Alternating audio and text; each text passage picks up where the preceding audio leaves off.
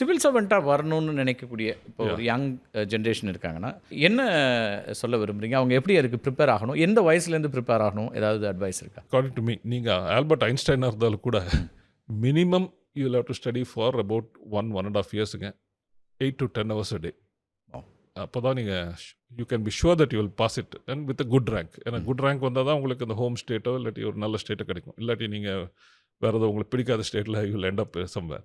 என்னோட தியரி ஒரு தம் ரூல் மாதிரி வச்சுருக்கேங்க. ஒரு 4000 மணி நேரம் படிக்கணும் நீங்கள் ஐஏஎஸ் எக்ஸாம். ஓ! அப்போ தான் நீங்கள் பாஸ் பண்ண முடியும். இந்த ப்ரிலிம்ஸ் மெயின்ஸு இன்டர்வியூ சேர்த்து சொல்கிறேன். 4000 ஹவர்ஸ் நீங்கள் படிச்சிருக்கீங்களா, யூ மே பாஸ். நீங்கள் படிக்கலைன்னா யுவர் சான்சஸ் சார் ஏதோ லக்கில் நீங்கள் மாட்டினா உண்டு தவிர இல்லை. சப்ஜெக்ட் தவிர்த்து இப்போ பொது அறிவுங்கிறது அவசியமா இருக்கு. ஜெனரல் நாலேஜ் ஆமாம் அதையும் பேரலலா ஆமாம் அவங்க அது வந்து படிக்க இப்போ ஜென்ரல் நாலேஜ் தான் இப்போ அதிகமாக இருக்குது. 4 பேப்பர் ஜென்ரல் நாலேஜில் இருக்குங்க. Okay.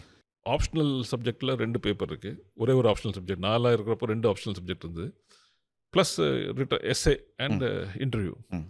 Somebody will say history scoring ம். அம்பாங்க. சில பேர் எக்கனாமிக்ஸ், ஆந்த்ரோபாலஜி ஸ்கோரிங் அம்பாங்க. இல்லை ஆந்த்ரோபாலஜி. சைக்காலஜி ம். ஸ்கோரிங், ஜியாகிரஃபி ம். ஸ்கோரிங் அம்பாங்க. இவனுக்கு அந்த சப்ஜெக்டே பிடிக்காது. அது ஸ்கோரிங்னு யாரோ சொன்னனால இவன் அதை போய் எடுப்பான். அது எடுத்துட்டு அப்புறம் ஒரு அட்டெம்ப்ட் ஃபெயில் ஆவான். அப்புறம் இன்னொரு சப்ஜெக்ட் மாற்றுவான். அப்புறம் அதை புதுசாக படிப்பான். அப்படியெல்லாம் so many people make this மிஸ்டேக்குங்க. உனக்கு எந்த சப்ஜெக்ட் பிடிக்கும்னு அதுதான் நீ ஃபஸ்ட்டு பார்த்துக்கணும். தட் இஸ் இப்போ நான் சோஷியாலஜி எடுத்தேன்னா எனக்கு சோஷியாலஜி பிடிக்காம அது ஸ்கோரிங்குங்கிற யாரோ ஸ்கோரிங்னு சொல்கிறனால நான் சோஷியாலஜி எடுக்கக்கூடாது. எனக்கு உண்மையாகவே அந்த சப்ஜெக்டில் ஆர்வம் இருக்கணும். அந்த சப்ஜெக்டில் நான் ஒரு எம்ஏ லெவல், பிஜி லெவல் அதை தாண்டி சொந்தமாக படிக்கிற அளவுக்கு எனக்கு இன்ட்ரெஸ்ட் இருக்கணும். அந்த ப்ரொஃபிஷியன்சி எனக்கு வரணும். ஏன்னா நீங்கள் ஸ்கோரிங்னு சொல்கிறது நம்ம அவ்வளோ சுலபம். இப்போ சோஷியாலஜி ஸ்கோரிங்னு யாரோ சொன்னாங்கன்னு நான் எடுத்துக்கிட்டேன்னு வச்சுக்கோங்க.